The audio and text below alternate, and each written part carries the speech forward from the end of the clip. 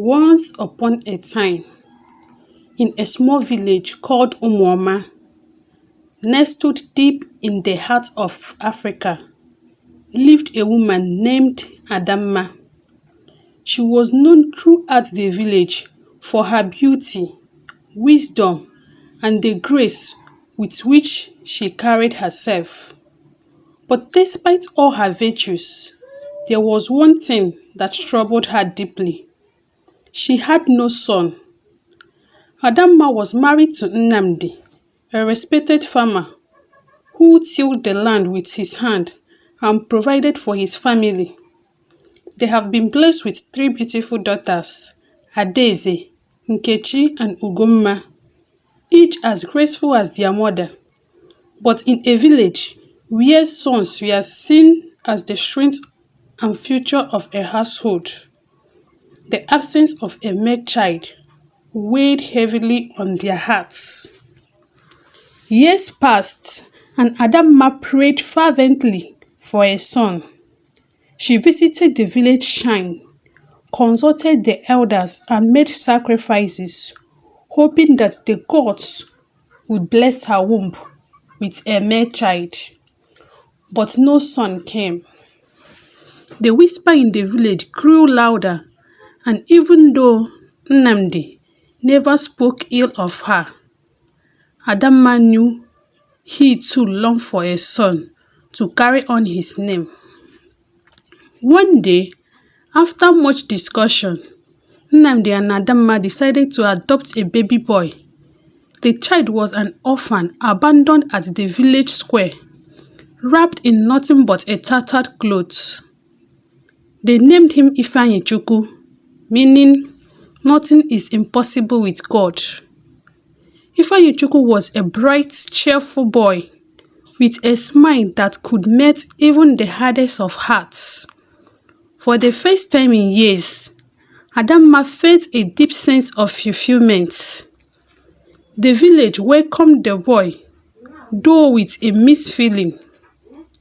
Some thought it was a noble act, while others saw it as an act of desperation. Months passed, and Ifeanyichukwu became the light of their home. But then, as if the gods had finally heard Adamma's prayer, she became pregnant. The news spread like wildfire through Umuoma. The village was buzzed with excitement. When the day finally came, Adamma gave birth to a healthy baby boy. They named him Chukwudi, meaning God exists. Nnamdi was overjoyed, and the family celebrated like never before. But as Chukwudi grew, the warmth that once filled the house began to fade. Ifeanyi, once adored and cherished, became a shadow in the background. Adamma and Nnamdi, now consumed with the joy of their biological son, began to neglect the boy they had once called their own. The daughters, sensing the shift in their parents, also began to treat Ifeanyi differently. Where there had once been kindness, there was now coldness and indifference. Ifeanyichukwu felt the change, but he was too young to understand why. He cried alone at night, wondering what he had done wrong. The villagers noticed the difference in how the two boys were treated, but no one dared to say anything. After all, it was none of their business. Years went by, and the boys grew into young men. Ifeanyichukwu was delight, hardworking and respectful. Despite the mistreatment, he excelled in everything he did. He spent his days helping his father Nnamdi on the farm, learning the trade and saving every coin he earned. But Chukwudi, the pride and joy of the family, became arrogant and reckless. He had grown up believing he was better than Ifeanyichukwu, and he used his status as the biological son to get away with everything. Chukwudi started spending time with the wrong crowd, neglecting his duties at the farm and wasting his father's money on frivolous things. Nnamdi and Adamma tried to discipline him, but it was too late. The boy had already become wayward, and the more they tried to correct him, the more he rebelled. One day, Chukwudi got involved in a serious crime. He and his friends were caught stealing from a neighboring village. The punishment was severe. Chukwudi was beaten and publicly shamed, bringing dishonor to his family.